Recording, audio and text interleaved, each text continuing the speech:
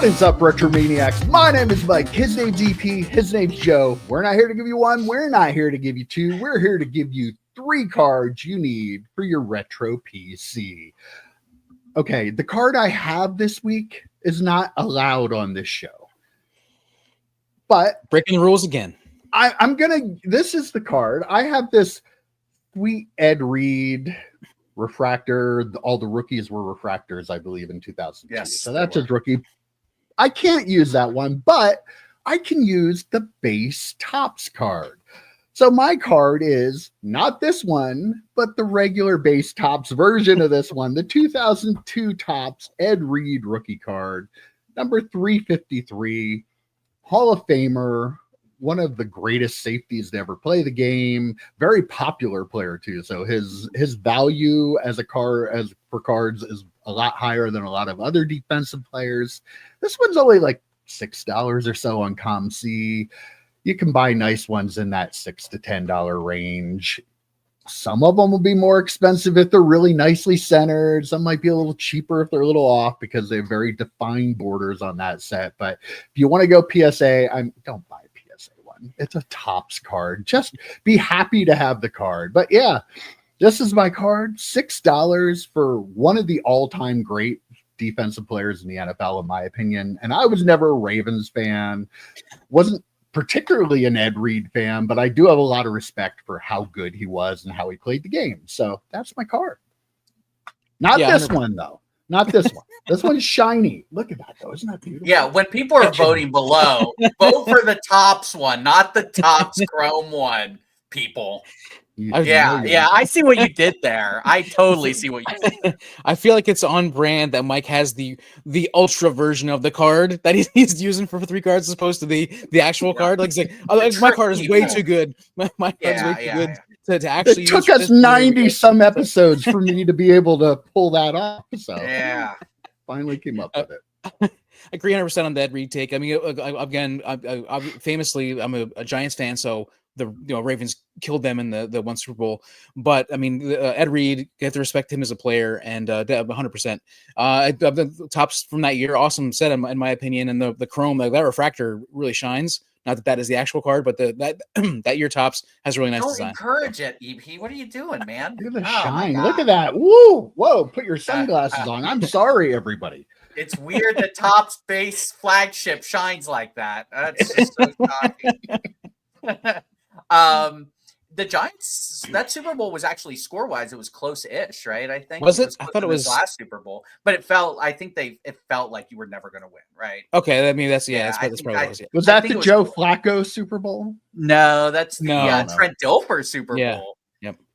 And Kerry Collins. Kerry Collins Giants was quarterback. Yeah. So that said, Kerry Collins versus Trent Dilfer. But that set has Julius Peppers in it too. So a couple really, really popular defensive players coming out of that set. I sold my Julius Peppers to Alico 3, which I wish I would have seen it on a reveal. It would have been hilarious.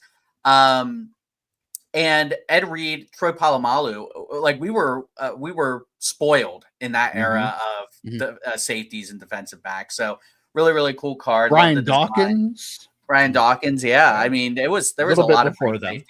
Yeah, a lot of great safeties then, and for that card, the design, absolutely love design. My question to you though, Mike, is you pushed the limits last time we did this, and then you said you can just keep pushing the limits. I'm curious how much that refractor must be worth if you're saying I can't even push the limits on this bad boy. I'm curious. I think when I actually bought this at Yukon Cards last year sometime, and John gave me a great deal on it, and at the time I thought I got a great deal, but I just looked up the prices recently, and the last few I think have sold for like $150 a piece, and there's one on ComC, I believe it's like 175 or 200.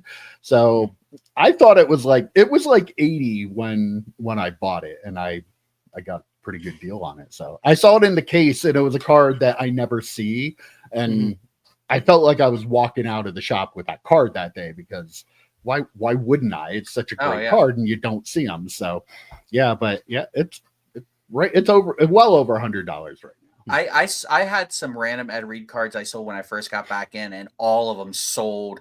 I put them at the high of the comps, and they all sold. Plus, he was a Miami player, so that also plays into it. There's a big Miami following, so yeah, he's really popular. Like that's the thing. I was thinking about this too. Like there are certain teams, and the players from those teams are always going to hold value regardless, because those fan bases, like you talk about the Yankees and the Ravens and the Steelers are another one, the Eagles, like guys like Cooper DeJean, his cards are worth way more than they would be if he played the same exact way on another team, because he's the kind of guy that Philadelphia fans will just love. And Ed Reed was that guy for Ravens fans. So taking way too much time on my illegal card. And I don't think he ever stabbed anyone. So there's that. So that's much positive. All righty, P. What do you have for us this week? Well, I mean, I have a player that is, equally as revered, maybe even more well revered. But my card, we go from $150 to $6 to my card, which I won for 99 cents on auction recently. It is the 1994-95 Topps All-Star Shaquille O'Neal card. This is the Spectralite version. You can see the hollow foil on the words or whatever. So this has got like 3 different kinds of foil on it. It's got the shiny foil for the All-Star, got the hollow foil for the words, and then the foil in the background of Shaq. Just a really cool card. Again, 99 cents. You can get it for like $1 or maybe $2 on eBay. There's one listed for $5.40 on ComC. It seems way overpriced. These these were parallels that came 1 in 4 packs in the 1994-95 Topps, and just choked up. I mean, it is. Yeah, I need to get. I really need to get the Alonzo Mourning card. It's got Zoe in his suit talking to Shaq, so both players on the same card. Really cool card. I don't have that one, but I do have this one. Won it for 99 cents. That's a really cool card, and that's it. It's my card. It's super cheap. Got emotional over it. I love it. Yeah, I know. How cool were they though when they came out? Like you had base tops, then all of a sudden you had ones with this really cool shiny background. They were kind of like a poor man's refractor almost. But yeah, super cool card. And again, EP, fantastic job of hiding you reading the script with there was no script. You're doing a fantastic job. Yeah, he we all know. Teleprompter, people. I mean, he's our Jeff Wilson down there. If you watch closely, you'll see his eyes moving back and forth just a little bit, but he's good. So. But yeah, very emotional card, right? Or the White Sox. What was the team that he screwed up? A player he screwed up their team. Jeff Wilson did. They put it Dodgers.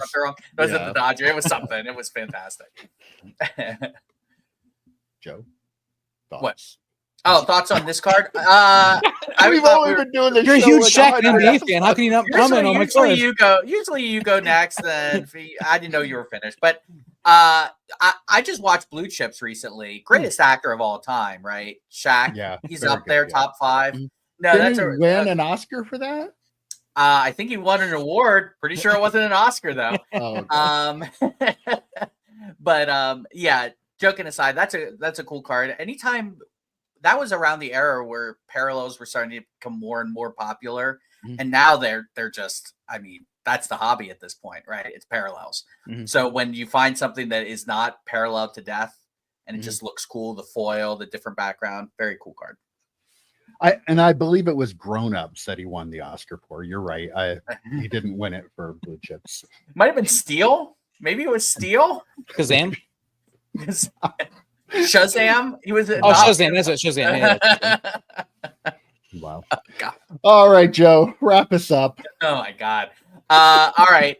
I'm going to do the same thing Mike did. My card is not the 2000 Bowman Tom Brady rookie card. Don't think of that card when I'm talking about this card, okay? But I'm going to go 2000 Bowman Sean Alexander rookie card. I last week, I believe I did a fantasy football player, or no, 2 weeks ago.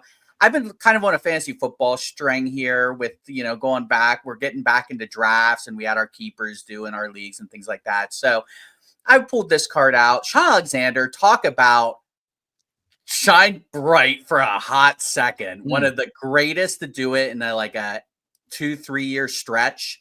Just was absolutely unbelievable. And he won a lot of people, a lot of fantasy football leagues back in 2005. I'll tell you that. But just an awesome player. And if he was on the Broncos instead of the Seahawks, he'd be in the Hall of Fame. Like if he won those Super Bowls, if they would have beat the Steelers, probably he would have been the MVP, probably would make the Hall of Fame. He's probably not going to, but he was just an absolute beast back then. And yeah, you can pick this card up for like $2. But I love this design. This is one of my favorite designs. I'm probably a little biased to it because it's a Brady rookie card design, but yeah, Sean Alexander, you can pick this up for a couple of bucks. But yeah, that's my card. I loved him. He was a Berlin Bomber. He was with me for a couple of years, and yeah, he was a great player. One of the best autographs too. We talk about autographs in the NFL and in sports. He has one of the best just autographs. So if you have an opportunity to pick up an autograph Sean Alexander card, you do that. Yeah, that like you said, that design. Every time I'm going through a stacks of cards and I find a 2000 Bowman card, like you stop for a second, look, this is really cool. Like part of it, of course, is that the Brady. Like you're like, wait a minute, like a flash for a second here in this stack. Right. Flash, like you think, oh, Brady. It's not the Brady. But yeah, still, you see that card, you see that design, like that. That's really cool. Sean Alexander, like you said, ridiculous player. Like I know I think on my League 2 team, the year that he had that the 6 touchdown game on the Sunday night, the Sunday night game, right? We had the 6 touchdown game. Probably playing me or Mike or something. So, probably. But yeah, I mean, so just like you said, Joe, an amazing player. If you had players around him more than John Kitna around him, like I feel like he probably would have had a really good. Matt Hasselbeck. Well, I mean, but more than John Kitna or Matt Hasselbeck. I mean, he would have had a much better career, probably. Yeah. Pacific spokesman John Kitna. Hasselbeck's not better than John Kitna. Was he on boxes? No, he wasn't. Yeah, Sean Alexander. The early 2000s, really a high point for running backs. There were a lot of really good running backs. Like in the 90s, you had Thurman Thomas and you had Barry Sanders, Emmitt Smith, but like that really kept rolling to that next generation there. Jamal Lewis was also in that set. So draft class, yeah. So Sean Alexander, I have good and bad memories. Winning games and destroying me in games. So yeah, what a underappreciated talent though, because he really was like. It's funny how many running backs like can achieve that really high level for like a short period of time, but like they were one of the most dominant players in the NFL. Like you have to give credit to the guys that were able to attain that, even if it was only for 2 or 3 year period. And he touched the ball like 400 times one year, or 500. Like it was like ridiculous. And you're thinking to yourself, this ain't gonna last. There's no way this is gonna last. All right. Well, we went off the rails a little bit this week, but that's why you watch us, right? Yeah. Don't want to give you the same show every week. We're out here trying to find new ways to entertain you because we love you, the viewer. All right, guys. That was a lot of fun. We'll see you next week. Take care. See you, boys. See ya.